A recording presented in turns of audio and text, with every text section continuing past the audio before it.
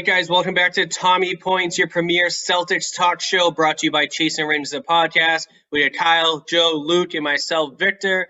Guys, we are 15-14. We are 2-2 since the last time we talked. We are 4.5 behind the Sixers. We're in fourth place in the East, and it is all bunched up. We could lose 2 games and fall out of the playoffs, win 2 games, be in second place. It's kind of wild right now here in the East.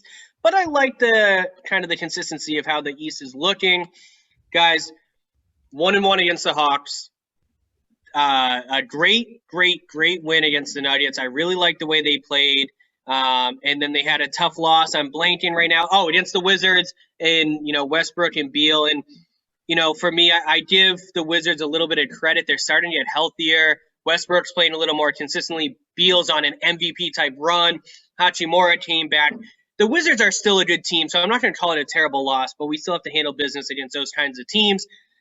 Luke, 2-2. Give me your feelings on this week. Where are you at right now? Yeah, I'm surprised. I'm pleasantly surprised because I had us going 1-3 in those games. I knew that we were going to lose the Wizards. Knew that we were going to beat the Nuggets, and I thought we were going to drop both to the Hawks. So yeah, based on the last game, we had a great win against the Hawks. Great team win too. We looked very good against the Hawks in the last game, which obviously is going to be great to watch that just go away in the next few games because we're so inconsistent. But yeah, 2-2, cool. It was better than I predicted by 1 game. I was just going to say, who is this person and what did you do with Luke? Because I don't know who this person is talking to. I'm kind of riding the high. My guy over here finally showed up last night, 28 points. The consistency is a problem. I've said it in the group chats, I think, where it's like the Celtics are 15-14, but they picked a good year to suck because a lot of the East sucks right now and a lot of the West kind of sucks right now. And they're, like you said, Vic, I think they're between 2 or 4 games back of the top seed, but they're between that much back from the end of the East too. So the Wizards have won 4 straight, I think, since they beat us. So yeah, I'll be careful saying the East and West sucks. There's a lot of competition. I think that's why we see our record as it is because There's a lot of other teams that are competitive this year, not necessarily sucking. That was poor wording of my choice. I just meant they don't suck. It's just that the Celtics are right with everybody else outside of the top 2 or 3, in my opinion. Yeah, I do want to point out, guys, when you look at this record, and I'm going to go to Joe, obviously it's not great. Tatum has missed games. Marcus has missed games. Jalen missed a couple. Kemba missed the first month of the season and then sits on back-to-backs, minute restrictions.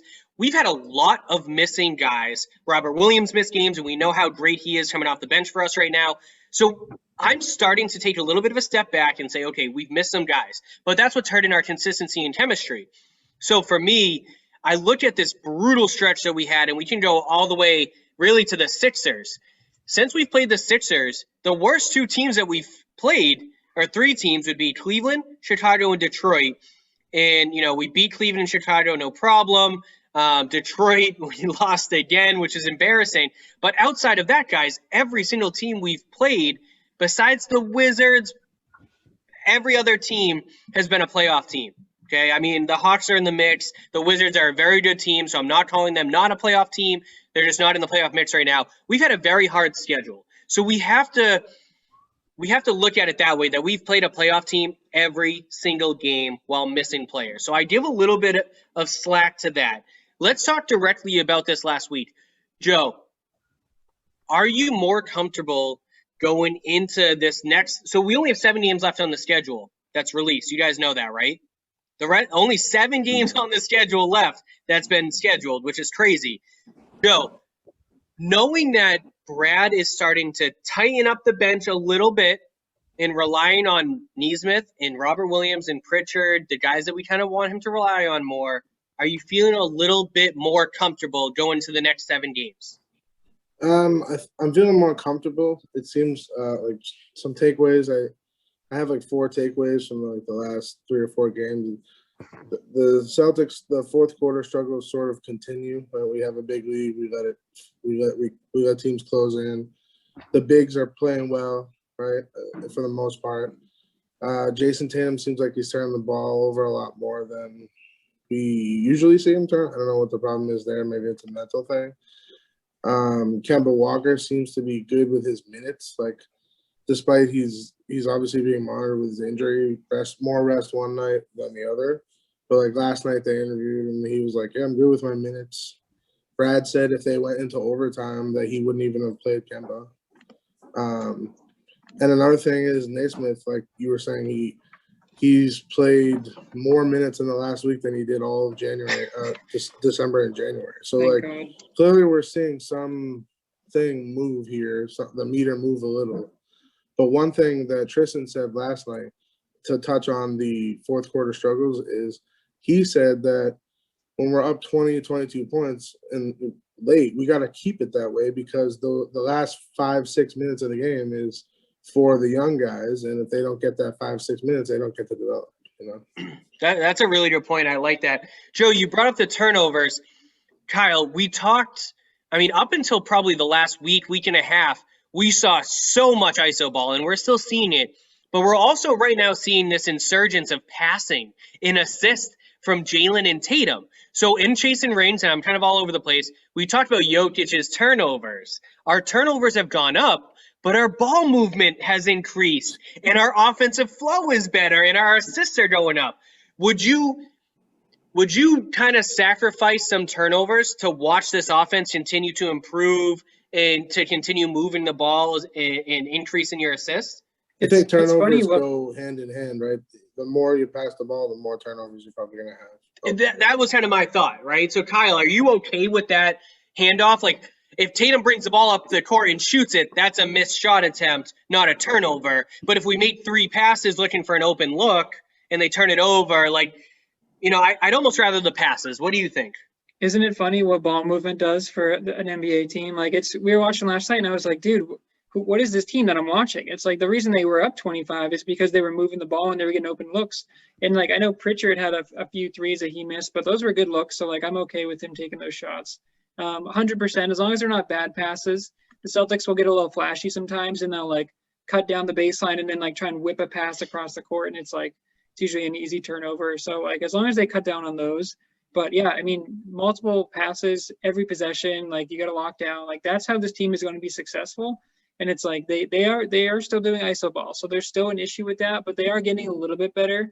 I feel more optimistic especially after those last 2 Hawks games, even in the loss, than I have for like the previous 2 weeks. Especially like you said, the bench going down. We're finally seeing Nesmith play. Brad must have been watching Tommy Points, okay? Because every time we tell him to play Nesmith or play the Twin Towers, he's putting them in there. So thanks for that, Brad. Right. But yeah, that's what we want to see. I think Luke mentioned it in a past episode where it's like Brad played like 12 guys. He didn't know what the hell was going on. Didn't know his rotations. And it seems like he's shoring that up a little bit now. So there's still a long ways to go, but I feel much better now than I did. He is tightening that up. Luke, as far as the passing stuff, I think you'll agree on ball movement. You can nod your head in agreement with me. But the one thing that I want to kind of touch on is if we're going to move the ball this much, we got to change up the play calling almost every single possession. I don't know if you guys remember the Clippers game a couple weeks ago when I think Tatum had 7 or 8 assists and Jaylen had 5 or 6. Oh, no, Jaylen sat that game. But Tatum had 7 or 8 assists.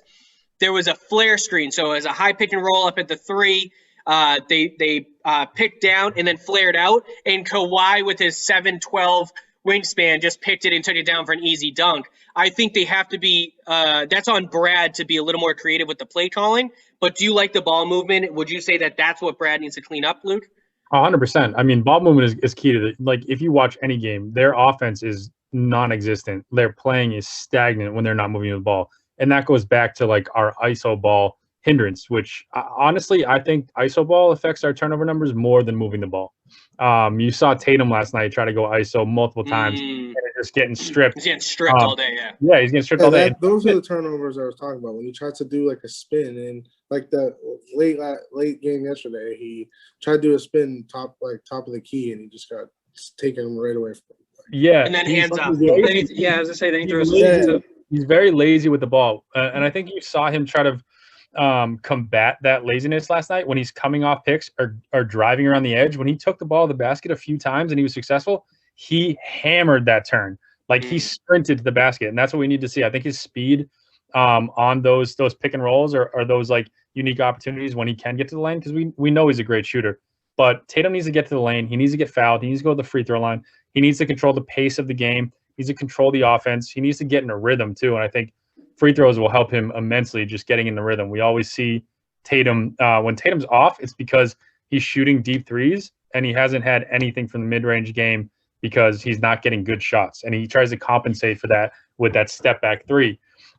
So I love Tatum driving the basket, but yeah, when he's lazy with the ball, that's where the turnovers come in. And I think a lot of the times that's in the ISO scenarios. There's a question I actually have for you guys, more specifically about Rob Williams.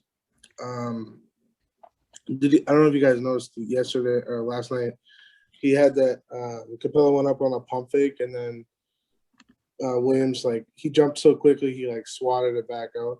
Like, he shows that like crazy athleticism, but it still seems like Brad goes with like Tristan Thompson and Tice more down the line over Robert Williams. He was like, I think 6 for 8 last night or something like that. And remember in the first half, he had that like crazy like football catch. Like, I just don't understand why like Tristan Thompson is playing better. He had a decent night last night, and Tice is Tice, but it just seems like he's shying more away from Williams and going more with those two down the stretch, like in late in games too. Yeah, so looking at Rob's line, he was 16 minutes, 6 for 8, 7 rebounds, 2 steals, 4 blocks. He had 4 fouls and he had 12 points. So the 7 rebounds, one thing that they love about Thompson is his offensive rebounding. In 27 minutes, Thompson had 5 rebounds and 1 less offensive board.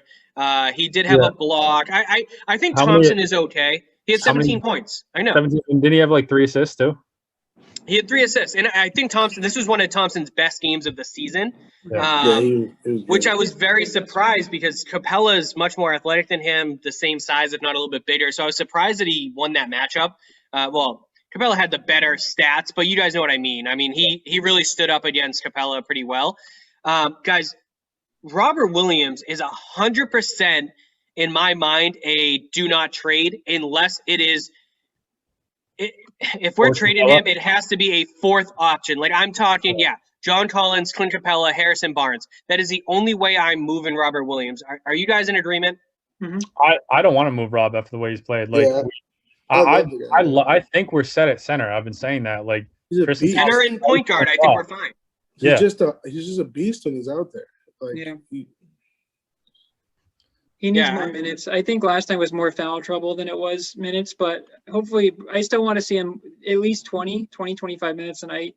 But Tristan, I'm not a big fan of Tristan as much, but he had a really good night last night. So I like that they can mix and match. It's like fire and ice with them. So I think that falls into the inconsistency with the lineup too, because like we've been begging for the Twin Towers, and normally when Tyson Thompson are in the lineup with the Jays, that lineup works, and like point guards sort of it can be circumvented. Like we saw success with Marcus Smart in there. Teague hasn't had a lot of starts. Pritchard's been playing okay. I think that point guard and obviously Kemba, but I think that starting lineup works. Me too, 110%. It keeps us a little bit deeper because I'm kind of liking Semi coming off the bench. Guys, another person I want to talk about is Aaron Nesmith. We drafted him 14th overall. We've been very, very harsh on Brad on why he hasn't played him. Is there anything that you guys have seen from the last week in his insurgence of minutes that says that he should not be in our rotation right now? Absolutely not. Besides just fouls, like he's still a little raw defensively, but no, his activity is like he's an energy guy. That's what you need. Celtics have outscored opponents by 42 points during the 99 minutes he's played in the past week. That's all you need to know. Yeah, he's just, and he can shoot the ball. Like we know he's a shooter. And I love his track down blocks. I love how he hustles. It's so nice to see. And he has a quote that I think Scal mentioned last night is like he'd much rather have a track down block than a dunk. A dunk on somebody. He said that's a Forsberg in an interview. So, that's great to see. And I don't know what he's going to be. Is he going to be like a Danny Green? Because that's how Danny Green is. Danny Green gets a lot of blocked shots and can hit the 3, but he's not the best player in the world. Or could he be better? It's too soon to tell, but I 100% think he brings enough defense that puts him over Javonte Green, probably puts him over Semi, and we know what he could potentially be on offense. So he has to stay in the rotation 15 to 20 minutes a game. Kyle, you agree with that? Yeah, I was just thinking we haven't seen Carson in a few games now where it's like Brad. I like that Brad's doing that. He's shortening up the rotation, but yeah, it's been Tremont hasn't played in forever. We haven't seen Taco in forever. Nesmith left the game last night, so I think it's just a minor injury. He looks like he was walking off mostly, so hopefully that's not significant.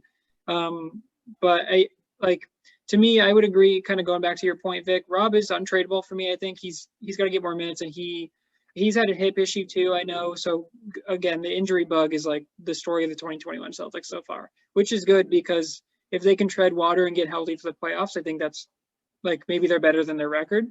But yeah, I think Nesmith is phenomenal. His rebounding has surprised me a lot. Like he's getting like four to six rebounds a game.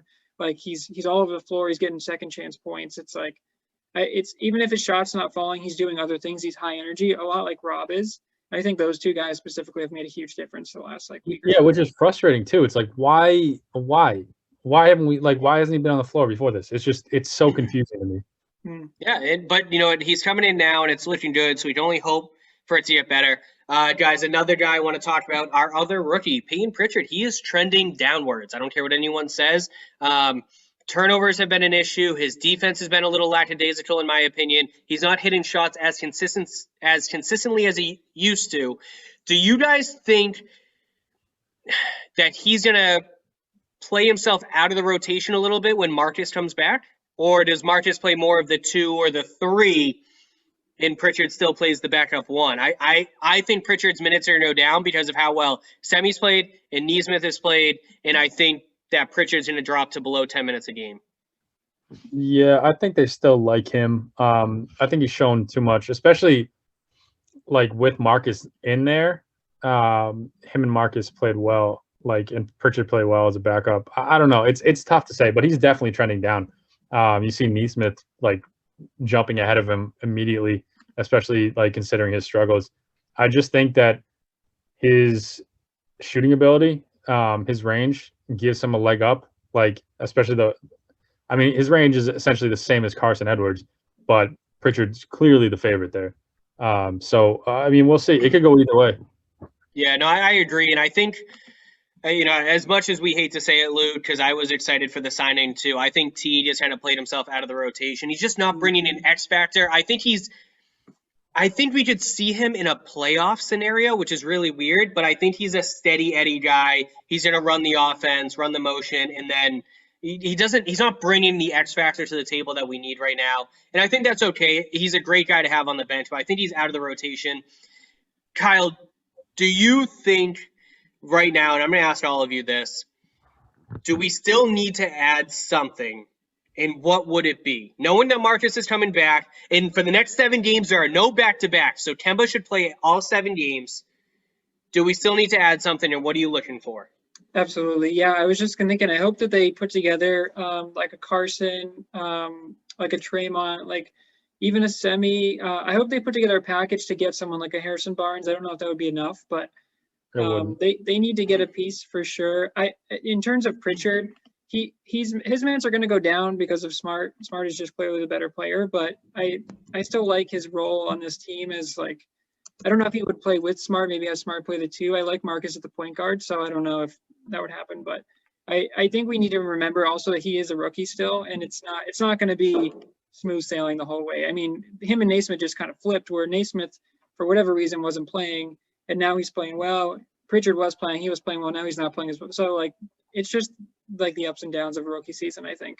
Yeah, with Smart back too, all Pritchard needs to be is a spot up shooter, because Smart was leading the team in assists. All Pritchard needs to be is a spot up shooter, and I think that will solidify him a role. Now that you're going through that, with Smart back, Pritchard coming off the bench, if he can just spot up and knock some threes, who knows, 3 for 5, 2 for 7, I don't care. As long as he's open and shooting good shots, I'll take that all day.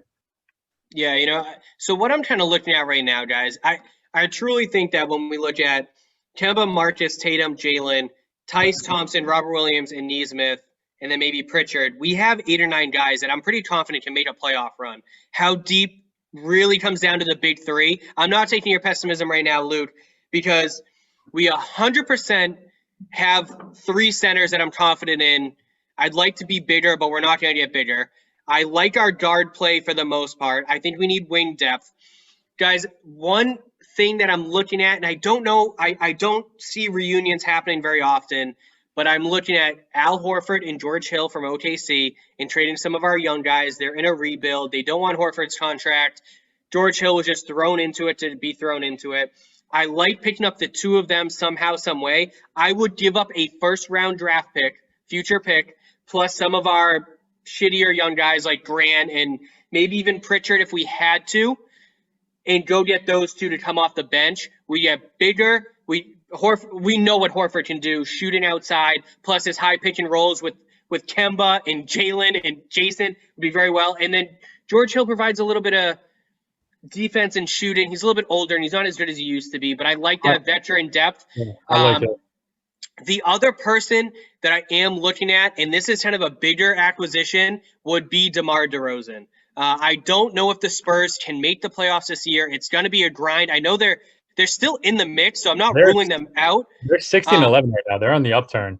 No, I know. I'm not ruling them out, but that team is old and overpaid, and it's going to be a grind for them. I think they'd be smart to get rid of one of their guys. You mentioned Rudy Gay in the past, Luke, but I would take Rudy Gay for less compensation, but I could see DeRozan coming here and playing the 2, keeping Tatum at the 4, and that puts us right up there with the Nets if we make that move. That's my opinion if we went big, but I think Harrison Barnes is out, and the only reason I say that is because the play-in tournament for the playoffs this year, almost everybody's in the mix. The Pistons are in the goddamn mix because of that stupid play-in game. So I think Sacramento is so desperate to make the playoffs, and Barnes is playing so well that they're not going to break it up. They're not selling. I don't think they're selling as much as I would love Barnes. I agree. I think that when we look at what Danny did in the offseason, and I wanted to bring this up to you guys to get your thoughts, because I've been high on Tristan and Teague from like before the free agency period, right? Like I wanted both those players. We got them. Teague started the year well. Tristan started the year well. Yeah, like decent. I think Tristan's been more clearly been more consistent than Teague. Like Teague was a healthy DNP last night.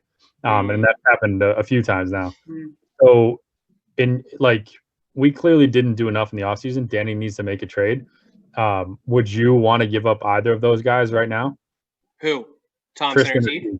Yeah. Not Tristan. Oh, absolutely. I mean, depending on what we're getting, I would give up Thompson in the Horford and whatever deal, because I love Robert Williams that much. And Horford plays the 4. Robert Williams is the solid 5. And then Tyson Horford could play the 4 and 5 together as well. Because they can both play inside if they need to, but they can both play outside pretty well. Yep. So I would give up Thompson if we were getting a Horford type. But the only thing that OKC gets out of that is a $10 million center instead of a 28 or whatever Al's making. So I don't know if they would want to do that, but I would 100%. How about you, Kyle? I wouldn't give Jeff Teague is useless. I don't know what he's doing, but the guy doesn't know how to play basketball anymore. Like I said, if we can get Horford somehow, I love that move. Teague, Grant, Carson, Draymond, whatever they want, dude, they're all useless to me. Like they can all go. So I like Semi. Although the problem with this team though right now as constructed, all of their guys are at the 3 and they all shoot 3, which is fine. But like Semi's been playing well. I'll give Semi a nod here. But they have too many guys like that. Like Grant and Semi are the same players, essentially, except Grant is smaller and he's not as dynamic in my opinion. So, and Jeff Teague, I don't know. We don't have room for him now. Because Pritchard is solid, even though he's playing poorly right now. Pritchard and Kemba, if he's healthy, which knock on wood, hopefully he is. And then Marcus Smart coming back. We don't need Jeff Teague, honestly. It was great to have him as insurance, but he's fallen off a cliff for me. Yeah. I'd like to see the package for Horford. I don't want to get rid of Tristan though, because I think our centers are a big strength right now. And I think if you bring in Horford and you're able to keep Rob, Tice, and Tristan, now you don't have to put Tatum at the 4. Maybe Tatum gets a little bit more rest now, so they're not getting run dry. And now you have a good, legit 4-5. Okay, so here's what I want to bring Teague up to is because Tristan's been more consistent than Teague for sure. I think Tristan, I agree. Tristan fits with Tice. I think the Twin Towers lineup works with the rest of the starting five, and gives Rob like decent minutes off the bench as well as like the, let's say, seventh man, because Marcus will be sixth. But Teague. Now, Teague has been struggling this year. He went from averaging like 9 points a game in the beginning of the season to I think it's like 5.5 now, but he just like hasn't looked like he's been on the floor at all. I looked up a weird stat on NBA.com regarding the lineups, just because I was interested in the inconsistency of the Celtics lineup. And the lineup of Teague, Thompson, Jaylen Brown, Jason Tatum, and Daniel Tice. They've only played one game so far this year, based on these obscure stats that I've looked at, right? That lineup has played once. They were plus 14. They shot 56% from the field. They shot 45% from three, 12 free throw attempts, 16 rebounds, 11 assists. Okay? The plus 14 was the highest of any other lineup that's played this year. They had the second highest in minutes played in that one game. They had the third highest in three-point percentage of any lineup over 10 minutes. Highest of any lineup in free throw attempts. They were shooting 91%. Second highest of any lineup in rebounds, and the highest of any lineup in assists. Teague's still shooting 45 or 42% from three. So like, and he's a 6'3" guard who gives us some size and requires for the switches. So like, and he has great defensive hands too. He strips the ball. Game, yeah. So like, what is going on? Like, I don't understand why he's not on the floor as much as he should be. Like, I think maybe it is mental because he's not getting minutes. Maybe it's like, maybe it's Brad just disliking him and wanting to go young again because he likes to do that. I just still think Teague is a valuable member of the team. I think he's still a good pickup. And if he becomes the same thing that Payne Pritchard is, a spot-up shooter, they've been putting Semi and sometimes Javonte Green in the corners to compensate for the drive and kicks. Why wouldn't you put Teague in the corner as a spot-up shooter? It doesn't make sense to me. I still have faith in Teague. I just don't know why he hasn't worked in the lineup and why he hasn't been in the lineup with the starters. It's confusing. That's all. But yeah, those stats speak for themselves. I do agree with you, Luke, when Kemba's sitting on the back-to-back nights, which I think is bullshit. I think Teague should be starting because Pritchard needs to stay in his role as the 7th or 8th guy, and Teague can just kind of run the offense. And if it's stagnant, then you just go to Pritchard quickly, or you run Tatum at the point and you go bigger. Whatever. Yep. I agree Teague should be taking those starting minutes. And it's a role thing. He might not play the games that Kemba plays, and that's fine. But he came here to, I believe, pursue a championship. I don't think he came here to be the 3rd or 4th string on a 60 that, is struggling. So we'll see what happens. It's still early, but I will tell you this much. The Clippers are pursuing a point guard. I don't know if Jeff Teague is really an upgrade over Patrick Beverley or Reggie Jackson right now, but it could be something they're looking for to facilitate, play some defense, and just run with PG and Kawhi. So let's keep an eye on that. I would love to get Kennard or maybe Patrick Patterson from them. But, that could be intriguing. We'll see what happens with them. Guys, what are some other things that are sticking out to you? For me, we talked about it this week, guys. I think it is shit or get off the pot for Kemba. He's been showing up. His stats are getting better. His playing is getting better. I think we have to get rid of the restrictions. Danny can't keep saying we have to be consistent and we got to play hard every game, and then Kemba sits 1 out of 4 games a week. Yeah. The next 7 games that are on the schedule, there's no back-to-backs, so that means he should play every game. Marcus will be back hopefully by the All-Star break. They said, 4 to 6 weeks, so he should be back soon. Is there anything else that glares out to you guys? I mean, for me, Kemba needs to play every game going forward. If it's a minute restrictions on back-to-back, whatever it is, he has to play every game going forward. It is time to – I want to see a 15-5 run right now. They showed it this week with the Nuggets win, the dominant win last night with the Hawks. I know it was only like a 12-point win, but it was dominant. It's time. It's time for a 15-5 run and get up to the 2nd or 3rd seed. Yeah, I think – the inconsistency in the lineups is the biggest thing for me still. Like you saw it the past 2 nights, they've been consistent with the lineups and we're 1-1, right? Like regardless, I think we played well in both games. The Hawks were just shooting lights out in the first one. We didn't have Kemba the first game. We didn't have Kemba the first night, right? But regardless, I think the lineups were still more consistent than they had been in the past. And you saw that last night. Like the lineups were very I was consistent. very happy with them. Very consistent. It's funny. So I like Javonte Green. I think he had 1 5-minute stretch. Yeah, and that was it. He played poorly. He didn't play well, but that's what Javonte Green is. You don't even think about playing him until the energy starts decreasing, and then you bring Javonte in just to pick up that pace, hit some people, hopefully make a big play. And last night he didn't, but that's what he's for. He's not a 20-minute a game guy. He needs to hide at the end of the bench. You need to put him in with the starters too, or at least like Kemba and Jalen on the floor. Yeah, Kemba I agree. Like you can't just dip him in one of those like Tatum and then all bench players, because he doesn't give the support that Tatum would need. Like the offense goes kaput when that lineup is in. But inconsistent with lineups is one of the biggest things for me to focus on. And I think we talked about our schedule. Like over the next 7 games, we have a super hard stretch: Pelicans, Mavs, Hawks, Pacers, Wiz, Clippers, Raptors. I had originally said that we're going to lose the Pelicans and win against the Mavs. And then I had us dropping all 3 to the Hawks. So I'm changing my tune a little bit.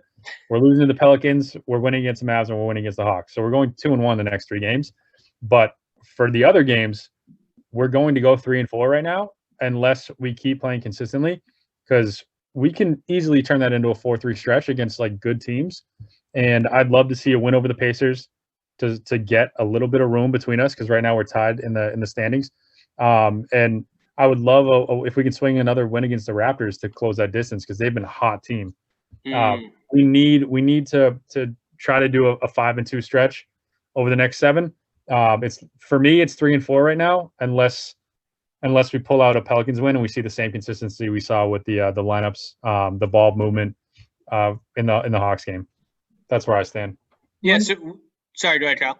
Oh, I was just going to say one thing I want to bring up too. The Celtics kind of shot themselves in the foot with the Kemba stuff, because if they were like a 15-5, then you could rest Kemba. But because they've screwed themselves and now they have to win, they have to start winning. They have to play Kemba now, so they have to risk his knee more because they're not good enough to win without him. So yeah, but he's good with playing like 30 minutes a night. He'll be fine. Listen, Kyle, you just complained about Kemba's knee. You were giving a shit about us complaining he came back early. Now you're saying that he's come back early. Like they've played worse. No, you're completely missing my point. What I'm saying is that I agree, Kemba should be playing every game, but I would rather them be cautious with it. But they can't do that because they haven't played well enough to have the space. So if he was, I'll clear this up for Luke. Kyle, if he was fully rehabbed, 110% to go, he's 15 games into playing now. It's go time. There's no more warm up. There's no snap restriction. There's no play restriction, minutes restriction. It's go time now. I would guess that this 7-game stretch with no there's one back-to-back, the 23rd and 24th. And he needs to play all of them. It's go time. And then when we come into April and we're locked into the 2nd or 3rd seed, that's when you cut back the minutes and make sure that all of them are healthy, or you do your best to be healthy for the playoffs. But it's not now. That now though, because last night he even said when he said if we had went into overtime, Kemba wouldn't have played, and then that he also said something like, well, that's why he gets more rest each week or whatever. Like, so they clearly plan on resting him or doing what they're doing. Yeah, it's going to continue until the playoffs. 100%. Like, this is going to continue. So Kemba's never going to be fully back. We'll see a back-to-back game here and there, but I mean, this is the season of resting stars anyway. If you look at like other teams, like there's a lot of rest going on because it's like a continuation of the COVID year. Of course, yeah. But yeah, like guys, this isn't a championship team. You can't sit there and say this team has a chance to make the NBA Finals as the roster stands. There's no fucking chance. They have a lot to prove. I will say they have a lot to prove because no. Because here's the thing, Luke. It's their 2nd year with Kemba. Jason and Jalen have both gotten better since last year. Robert Williams has gotten better since last year. So I don't think we can pass the Nets, but we added Pritchard, added Nesmith. Robert Williams is healthy and playing more.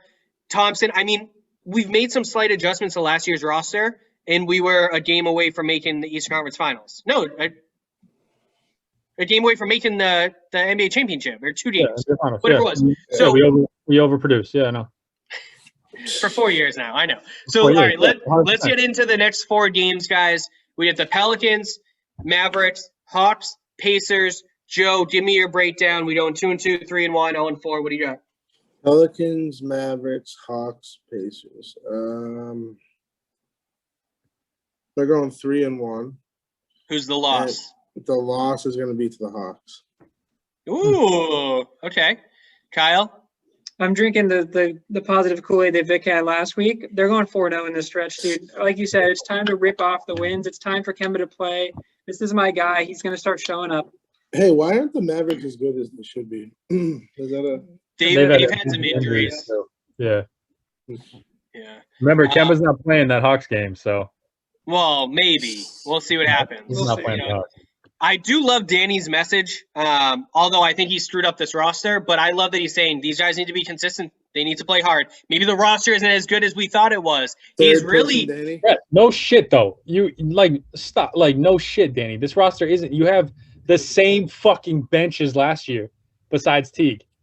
You have the same fucking bench. What do you expect? It's the same bench, just Teague doesn't play. All right, so Exactly. I think we're going to beat the Pelicans by like 20, and I know that sounds crazy, but – we're starting to find our groove a little bit. I'm really not that afraid of Zion Williamson at all. He might get physical with us, but Thompson will get physical. Robert Williams can block anybody's shot on anywhere on the floor. It doesn't matter. I'm not afraid of the Pelicans. I think the Mavericks going to be a tough game. That's going to be a very high-scoring game. If we can keep up with their scoring, we will win. But that's a big question mark.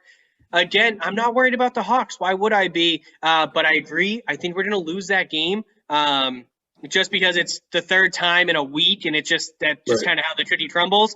And then we'll beat the Pacers. I mean, the Pacers, they're scrapping right now, and they're scrapping very well. For losing Oladipo, Warren, everyone was on the trade block going into the season. They're really scraping by, and they're scraping by well. But I think we're going to come into the right groove at the right time, and we're going to stomp the Pacers. We're going to go 3-1 over this next week, boys. Wow. I'd love to drink the Kool-Aid you guys are drinking. I don't know where they sell it, but yeah, give me a discount. So what'd you say, Luke? 2-2? Yeah, I said 2-2. All right, so I got 3-1. Luke's Kyle's 4-0. Joe's 3-1. Guys, this has been Tommy Points episode. What is it, Kyle? 5, 6? 6. Tommy Points episode 6. We'll have more heat for you guys next week. We got Black and Gold coming up as well. We appreciate you guys. Go Celtics. Yeah, positive punch. Everybody drink it. Mm-hmm.